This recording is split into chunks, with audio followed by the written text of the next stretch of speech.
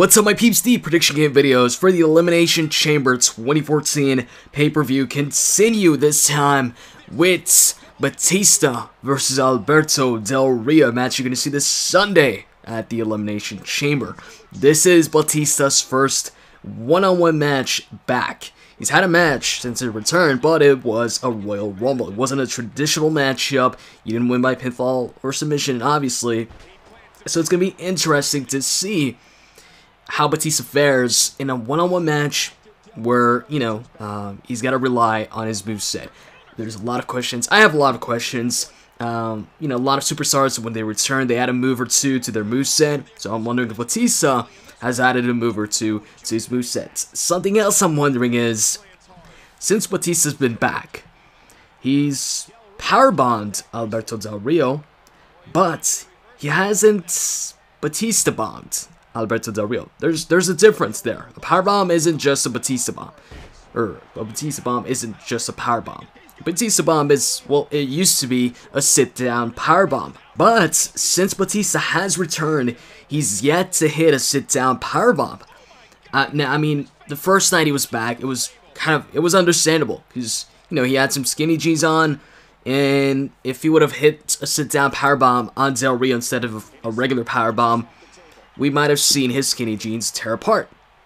Okay, so, that was understandable. It was like, alright, so, because of that, he modifies the Batista bomb into just a regular power bomb. Because he doesn't want to sit down and, have the jeans tear off. Anyways, after that, you had the Rumble. Now, at the Rumble, there was no Batista bomb. You had Batista attempting a Batista bomb, but it never happened. So, we didn't see if he was going to hit a sit-down powerbomb or a regular one. And then, on Raw, he hit another regular powerbomb on Del Rio through the announcer's table. Now, this is also understandable, because why would you sit down? Well, I don't know, I just can't envision somebody hitting a sit-down powerbomb when the person delivering the powerbomb is not on the announcer's table, and the person receiving the move obviously lands on the announcer's table. Now, if Batista was on the announcer's table, then, yeah, maybe I could... not even. So, I don't know. So, both times he's hit the powerbomb, it's just a regular powerbomb. I know I've probably said powerbomb now so many times, but I'm just wondering, what do you guys think? This Sunday, when Batista... Not if. When Batista hits that powerbomb or Batista bomb, is it going to be a sit-down powerbomb or a regular one? Tell me in the comment section below. Actually, who knows? Maybe it's not even his finisher anymore. Actually, I doubt that because, he used it against Del Rio the night he returned and also through the announcer's table, so I'm pretty sure it is still his finisher. Question is, if it's... I'm not even going to say. You guys know what I'm talking about, and tell me what you think in the comment section below. But anyways, modified move or unmodified move aside, guys, what do you guys think of this Batista created character? This, got this off Community Creations, as I always do. Some people sometimes ask me, hey, can you give me the formula to this character? I mean, formulas are so, like, I don't know, like 2007? Or 2000, actually, no, not 2007. Whenever Community Creations was introduced, so, like, it's so 2009, 2010. I just... created characters, I get them off Community Creations. There's a lot of talented people, making awesome, great created characters. I think this is one of them. It's the current attire he has. And, I like to have, when it comes to my simulations, I like to make them as realistic as possible. And that applies to, the matchup itself, how I play the match, depending who I'm playing as, and also the attires. I like to keep them updated. Before, I used to just keep them default, but, in efforts to make things, like I said, as realistic as possible, I like to keep the attires updated. Now, when it comes to my prediction for this match, who I think is going to win, I'm 100% going with Batista. And I would be really surprised if somebody says they're predicting Del Rio's winning this matchup. But then again, that person could be trolling. That's what I would assume if they say Del Rio's winning the match. I see no reason for Del Rio to win this match. And really, it's like Batista has to win this match. He won the Rumble, so now he's got a title shot at WrestleMania 30. it would just... How would Batista look if his first one-on-one match back, he loses, and it's not just any first one-on-one match back, actually it is kind of, but it's his first one-on-one match back after winning the Rumble, and now having a guaranteed title opportunity to headline WrestleMania challenge for the championship. Going into a championship match, especially at WrestleMania, I doubt Batista's losing to Del Rio. And Del Rio lately, he hasn't won any big matches. I mean, yeah, he's been, Zack Ryder, I think, and he beat Dolph Ziggler in a squash match. But, as far as, getting a big victory, or even at the Rumble, Del Rio lasted like 2 minutes or something like that. He was there, and then Batista came in right after and eliminated him shortly after Batista, entered the Rumble. So Del Rio's just not in a good position to beat Batista. And on top of that, you have the rumors that Del Rio's leaving. If Del Rio's... Now, I don't know when Del Rio's leaving. The rumors were saying that, apparently he's been saying that when his contract expires, he'll be leaving.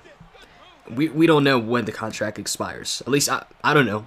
So, even if it expires, let's say after WrestleMania or something like that, I doubt they'd have Del Rio win, because you have Batista, who's apparently there for like 2 years. He signed a contract for 2 years, and you have Del Rio, who's rumored to be leaving. So it just makes sense to have Batista win this one, and it makes absolutely no sense to have Del Rio win this match. Because Del Rio, as of right now, personally, I have no clue what he's going to do at WrestleMania. Is he even going to compete at WrestleMania?